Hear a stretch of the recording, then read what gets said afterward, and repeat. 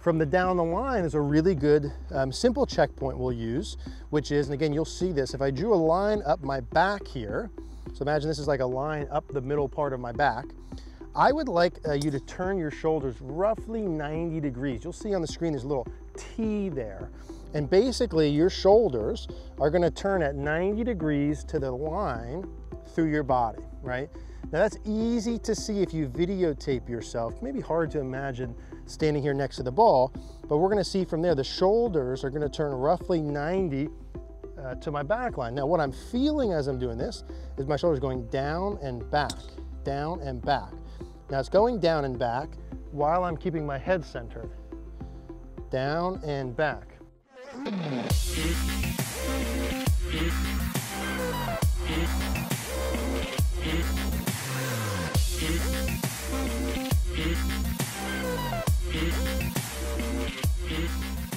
Hey guys, Eric here at the Bethlehem Golf Club. In today's video, we're going to talk about how to tilt your shoulders in the golf swing, and in particular in the backswing. Now, before we dive in, I want to talk quickly about CogornoGolf.com. We built CogornoGolf.com to remove the barrier between you and I, so I can be your personal golf coach, help take your game to the next level. You can send me in your swings. I'll give you the priorities to work on, what drills to work on, build you a personalized, specific practice plan, regardless of what you're looking to do. Break 100, break 90, fix your slice. Whatever it is, we have a solution for you. Get access to over 500 videos, all of our master classes, practice plans, everything else. Would love to see you there. We'll put a link down below for CogornoGolf.com. Now let's talk about tilting the shoulders in the golf swing. In this video, and the shoulder tilt, really what I want to go over is why we need to tilt our shoulders, what is shoulder tilt in general, the two main checkpoints to hit, so you know if you're doing it correctly, and ultimately drills to work on so you can add this in. Now, as we're going through here, guys, if you do like the video, do us a favor, click that like button down below, click the subscribe if you haven't already. YouTube really likes you guys clicking the like button, help send our videos to more people. We can help more people, keep making free videos for you guys. Smash that like button if you can, thank you. So shoulder tilt. Now, why do we need to tilt our shoulders in the golf swing? What is shoulder tilt? If I stand up normal, like this, my shoulders are level, right? Left shoulder, right shoulder, same height. If I make my left shoulder get closer to my left hip, like this, that would be shoulder tilt or left side bend. For the sake of this video, we'll call that the same thing. So left shoulder closer to left hip. Now the idea is when I make a backswing, I need to have some of that left shoulder closer to left hip. If I made a backswing and I kept my shoulders level, so no tilt, that would look something like this. Now hopefully we can see the issue with why would this be a problem with no tilt? Well, the main problem with that is I lost my inclination to the golf ball. So for me to make my life as easy as possible, hit the ball solid, direction control, etc., I want to maintain the distance of me from the golf ball. Kind of if you drew a circle in the middle of my body, I want that distance from the ball to remain the same. Now, if I make a backswing with my shoulders too level, you note that my center, that spot, got farther away from the golf ball. And you can see from face on, my head has moved a lot off the ball. Both of those things, me getting farther from the ball and moving my head off the ball, makes it very difficult to manage solid contact. Now, if I'm able to make a backswing and add in that shoulder tilt, so my left shoulder getting closer to my hip as I turn, that's what I need to do in order to keep my head centered, in order to make a backswing where my center of my body from this side, sort of maintain your spine angle you may have heard, to keep that the same, that's really left side bend. So in reality, I'm standing up, my left shoulder's getting closer to my left hip, and then I'm turning my chest back to the camera away from me. That's really a backswing. Standing up straight, left shoulder to left hip, turning my shirt buttons back to the camera behind me. That's shoulder tilt. Now, again, the goal of shoulder tilt is inclination to the ground, solid contact, right? Compression, consistency.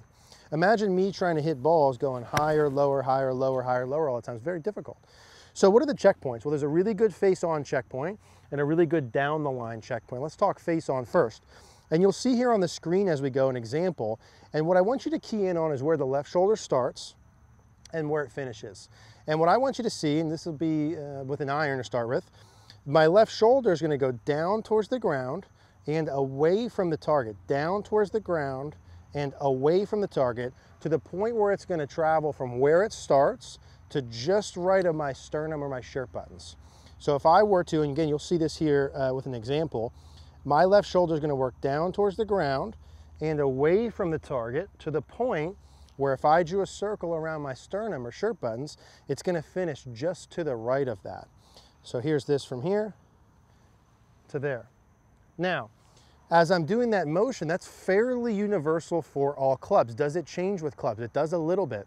The shorter the club, if I were to have a sand wedge, that same principle applies, but with a sand wedge, I'm not going to have as much of the turn component, so my shoulder's not going to get as far right to my sternum. It might go right even with my sternum. So still going down and away, left shoulder down and away, but I'm not going to turn as much, so sand wedge is probably more in line with sternum. That first example was a 7-iron, 8-iron. Now with the driver, what happens? Well, with the driver, it's the same things, but my sternum goes even farther, or my shoulder goes even farther to the right. Why? Because I have more turn. So my left shoulder is still going down. So here's my sternum, it's going to go here. But as I turn more with my driver, my left shoulder is going to be even farther to the right. So no matter the club, I'm always going down and to the right. It's just a matter of how far right of my sternum or shirt buttons do I go. Shorter the club less, the longer the club the more. So that's the best face-on checkpoint to use. So you record yourself, hey, am I there, to the right of it, above it, etc., and then I adjust until I get there. From the down the line is a really good simple checkpoint we'll use, which is, and again, you'll see this, if I drew a line up my back here, so imagine this is like a line up the middle part of my back, I would like you to turn your shoulders roughly 90 degrees. You'll see on the screen there's a little T there. And basically your shoulders are going to turn at 90 degrees to the line through your body, right? Now that's easy to see if you videotape yourself. Maybe hard to imagine standing here next to the ball, but we're going to see from there the shoulders are going to turn roughly 90 to my back line. Now what I'm feeling as I'm doing this is my shoulders going down and back, down and back. Now it's going down and back while I'm keeping my head centered. Down and back. Now, how does that change? Well, it doesn't really.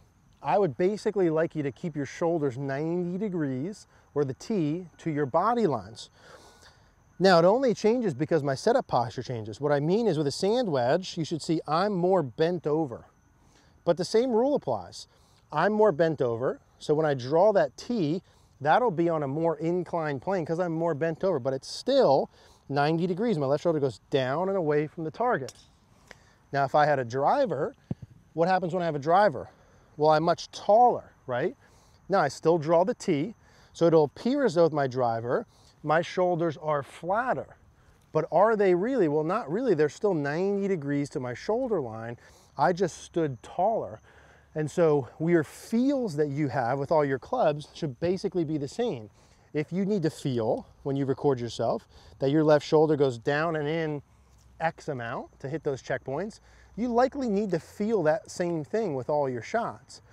So those would be the checkpoints. Now, when you make a swing, again, if you normally, the error here, right, if you do that, left shoulder goes down and you do it well, you have to do nothing here, okay? You have to change nothing. If you make a backswing and your shoulders are too level, like this, and your head works too off the ball, always the fix is exaggerate the opposite. So what you're going to need to feel is like your left shoulder is going to work more basically straight down towards your left foot. So it'll feel to you like you're going this way. It's going to feel way down, but I still need to turn. So my left shoulder goes down and forward just to the right of my sternum location. I would start with this, again, with the goal of compression, with just little shorties. So I might even grab my sand wedge here. And as you saw, hopefully with our practice video, I'm going hip high, 20% speed, right? Level 1. So I'm going shoulder down and in. With the little short one, I'm going to record it and make sure I'm actually doing it. I feel like my left shoulder is going down towards my foot, but then just working back away from the target a little. And that's what I'm feeling with my lead shoulder. Again, what I'm looking to get out of the golf ball is more compression, but ultimately I'm looking at the video, making sure I'm doing this right. Some things I would kind of correlate with this as you work through. When you make a backswing, the more level your shoulders are like this, so a flat shoulder turn, the more the arms and hands work out away from the target and forearm rotation. So if you've got a backswing where your hands work out, arm rolls, club opens, and you haven't been able to fix that, it's very likely your shoulder turns too flat. Your left shoulder doesn't go down enough. On the contrary here, if I get my left shoulder working down, it's a lot easier to have my hands more in. It's a lot easier to have the club head more out. It's a lot easier to have the club face still tilted down. A lot of the takeaway pieces you want go along with the left shoulder more down. So again, how would I practice this? Video's on, lead shoulder goes down and away from the target here. And if you're someone who has those takeaway issues, check your left shoulder and make sure it does go down enough. And I'm gonna hit and feel those and then record myself. Did my shoulder go where I want? Did I hit those 2 checkpoints? Am I doing this for the purpose of compression, using those examples? And as always, you gotta go slow, build yourself up, use video. If you guys have any questions, always leave a comment down below. All right guys, quick add-on here with a drill and just something to keep in mind. I promise I'll give you a drill, so here's a drill. So when I'm working on this, what I would say to start with, I have a 7-iron here for reference. I've got my golf ball in front of me, and now I put a second ball about 1 foot, so about 1 foot behind the ball, and I've got it about 6 inches this way, but about a foot outside of the ball. And that's really what I'm looking for here, is this zone from this ball to this ball. Call that 1 foot. If I take my club across my shoulders and I tilt back, how tilted should it be? Well, I would say, again, with the 7-iron here, I would try and tilt it so the butt of the club points inside or somewhere in between that zone. So at or inside that zone. That's gonna give me roughly 90 degrees to my spine line. Here would be me standing too far up. So this is obviously outside or farther away from that ball, out of the zone. At the golf ball is like way too tilted. Okay, that's a good exaggeration, but in between that zone is good. Now, with driver or sandwich, it's gonna change a little bit. Practice it with a 7-iron inside that zone. Now, what I feel, what I'm getting there, whatever your feel is, oh wow, I'm really crunching my left side here.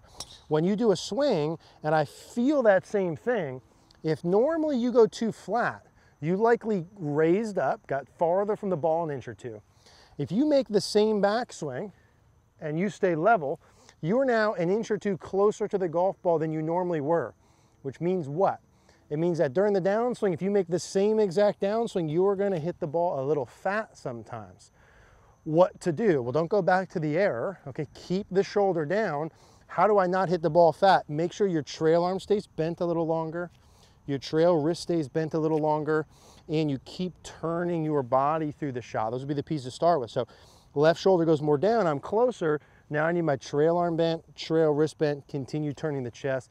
Just want to give you an add-on with the drill and a little heads up on those fat shots if you happen to get them. Thanks for watching today's video. If you did like the video, do us a favor, click that like button down below. Really helps us out, spread our videos to more people so we can keep making videos for you guys. Click that subscribe button if you haven't already. If you guys do like these YouTube style videos, we're gonna go ahead and put a card on the screen for a similar style video to this one. If you do want online coaching, I would love to help coach you. We'll put the card on for CogornoGolf.com. We'll also include the link down in the description down below. Thanks for watching.